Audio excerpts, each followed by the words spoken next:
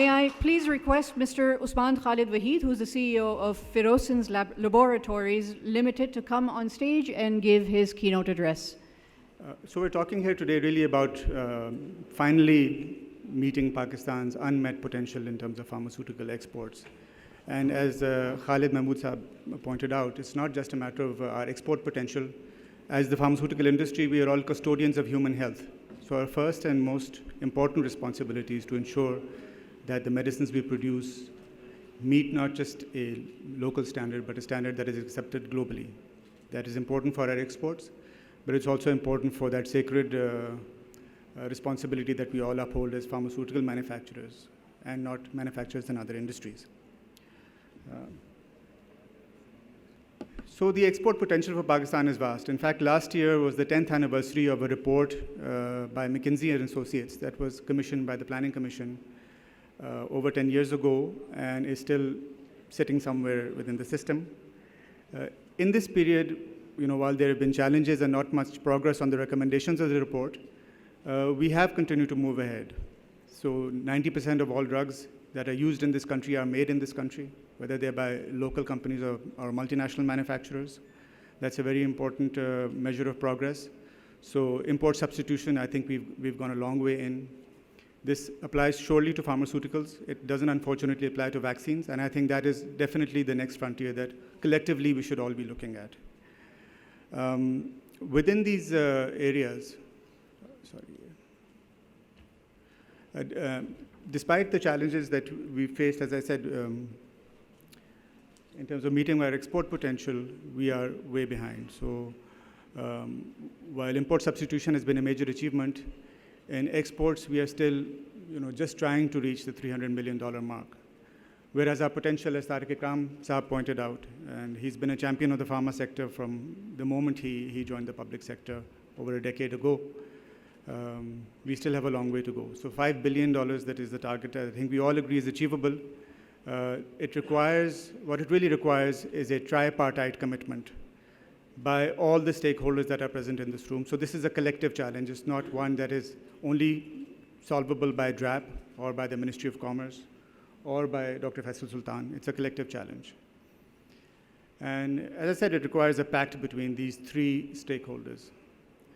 On the part of the pharmaceutical manufacturers, we need to demonstrate an unwavering commitment to meeting international standards of quality. Now, what that means is that requirements like the CTD dossier should not be considered optional. Of course, we can find ways of getting there over time, so there are discussions taking place around that. But we must all be very clear, this is not an optional benchmark or a requirement, nor is bioequivalence. As manufacturers of products that directly affect human health, it is in any case incumbent on us to demonstrate very visibly that the drugs we make are no less effective, efficacious than the drugs made by other companies in other countries. And if we are serious about the $5 billion mark, there is no way we can get even close to that number unless we agree that these are the basic minimum requirements that all of us have to commit to meeting. So that's the first part of the pact that I think we as manufacturers need to live up to. On the part of DRAP, its emphasis on quality, and again, this requires a joint commitment by the industry and DRAP. We have all been pressing on DRAP's efforts to become a PICS member regulator so that Pakistan can be a part of the PICS regulatory system. That will be a major achievement and it will be a major statement of credibility for Pakistan's exports globally. But for that to happen, as I said, things like CTD don't remain optional. So DRAP needs, first of all, to make, as the custodian and guarantor of Pakistan's pharmaceutical products, needs to strive and commit itself to achieving PICS membership. And for that, it needs the support of the industry in terms of meeting those compliance standards. It also needs empowerment. And Dr. Saab, this is an area that we've, as an industry brought to the attention of the Prime Minister, the Cabinet many times, that without empowerment, no regulatory authority, no matter how competent it is, can meet its objectives. And I think this is certainly the case with the regulatory authority in the pharmaceutical sector. On the government parts, meeting this 5 billion benchmark in exports will require a fundamental rethink in the way this industry is regulated. I'm glad to report that there has been significant progress in discussions on in this area. Very recently, we've been engaging with the Ministry of Health, with the DRAP, on the importance of decoupling price regulation versus quality regulation. And if this happens, and the regulation of pharmaceutical pricing becomes a rational process that is transparent, based on certain formulas, and places the control element of regulation on essential drugs and makes all other drugs regulated through a process of competition, competition that is based on minimum quality standards and competition that is based on rational formulas, fair play, and transparency. The good news is that for the first time, I think, in the history of this country, all these three stakeholders are together at the same table. So the Ministry of Commerce, which is responsible for improving our exports and our domestic commerce, is now finally at the same table as the Ministry of Health, DRAP, and the government is also now taking a core central relook at the regulatory process, and the DRAP Act and the Drug Act are currently under review. And as I think Zaid Bhai mentioned, it's very important that industry's input be taken, and that process has already begun. And it's only through this kind of tripartite partnership, which is based on mutual trust, that we can actually, our pharmaceutical exporters can also grow into giants. Just next door, we keep talking about our neighboring country. In 2010, their exports were $5 billion, the number that we're trying to reach today. But today, it's almost $24 billion. Bangladesh is another player that might overtake us soon. But hopefully, with the right enabling environment, I think Pakistan's potential is far greater. Even today, our exports are greater than Bangladesh, although they have multiple FDA-approved plants now, and we're now still in the process of trying to get there. But the good thing is that there are exporters like Getz who have shown the rest of us the way, not just in terms of the size of their exports, but the degree of compliance that they're demonstrating as a Pakistani company. I think it's a very, very important example for the rest of us.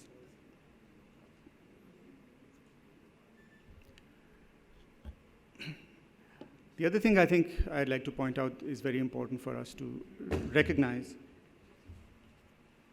is that when we talk about the industry, as a pharma industry, we will only be strengthened when both MNCs and local companies are able to invest and see this opportunity here, this opportunity represented by 220 million people, the 5th largest country in the world, as a collaborative opportunity, and not have this kind of Wagah border between our viewpoints.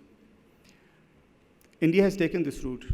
Not long ago, there was a big divide between the rest of the world and India in terms of its regulation, its focus on sort of only domestic manufacturers. But in 2010, again, the time that the McKinsey report for Pakistan was published, not only had India to $5 billion in exports, it had signed in that year alone 19 international deals of either collaborations, joint ventures, or acquisitions by international companies in Pakistan. Just one of those deals, which was Abbott's acquisition of Piramal, was valued at $3.7 billion. India today has 651 FDA-approved manufacturing units. That's about the number of total manufacturing units that we have in Pakistan. So for every unit in Pakistan, there is an FDA-approved unit right next door. So this collaboration, I think, if this rethink also happens internally with us as an industry, is going to have multiple beneficial effects. Just as one small example, last year, Gilead, when the COVID-19 pandemic happened, signed a deal with 6 companies internationally. And for the first time, a Pakistani company was a part of that group to manufacture and supply its therapeutic for COVID-19 to 127 LMIC countries. As a result, today we are exporting this product to 23 countries, in fact, as of today, including countries that are PICS members, like Indonesia and Ukraine, that have very high regulatory standards and barriers.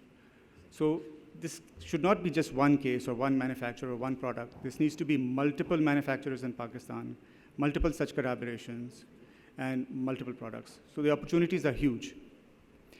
And that brings me to my final point. The next frontier for our industry's growth is the unmet need in the area of vaccine production. And this, again, will require a collaboration because, unfortunately, we don't have the technology in Pakistan. It will require technology transfer and collaboration.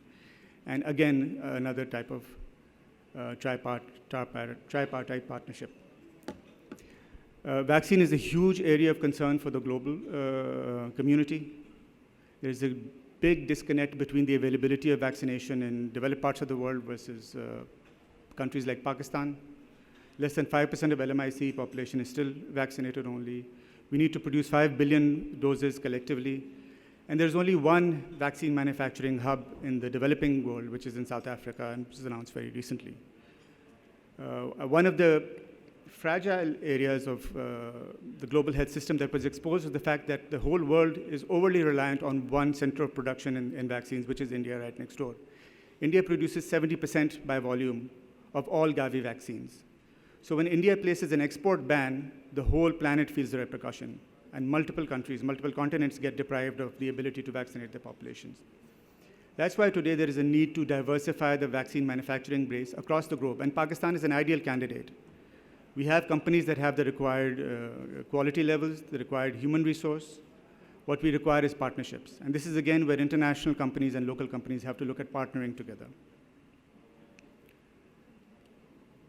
So this is the kind of tripartite agreement that's needed for vaccines. And this is my last slide, Mr. Saab. From our part, we need to invest very heavily in plant and machinery. We're very grateful to Razak Daud Saab, whose, again, leadership has been transformational, along with Dr. Faisal Sultans, in relooking at this sector, in incentivizing us. An SRO was really recently issued in August, and I think finally it's begun to be implemented this week for issuing NOCs to companies for reduced duty tariff structures. We need to commit to SRA level compliance. As I said, this is not optional anymore for Pakistan. And as companies, as Pakistani companies, we need to extend our reach globally, particularly to other parts of the developing world. For the international pharma companies, they have been reluctant in partnering, particularly in the newer technologies and vaccines, and sharing their technologies with producers in the developing world. This is, thankfully, they're getting pressure from not just governments in the developing world, but also in the developed world. The US government supported an IP waiver in order to pressurize companies like BioNTech and Moderna, Pfizer, to begin sharing the technology, which is important, of course, for human health. Nobody's safe until all of us are safe. But for us, countries like Pakistan, it really represents a massive, tremendous opportunity. Because unlike traditional vaccines, where there's already an existing global capacity in manufacturing, there's an ecosystem. The ecosystem for newer technology vaccines is being built out as these vaccines are being rolled out. So there is a huge gap in manufacturing that needs to be addressed today. And I think companies from Pakistan that can rise to this challenge will certainly be rewarded, not only for their contribution to exports, but also for their contribution to preserving human health. So the commitment has to be collective, and that is my final point. Thank you very much.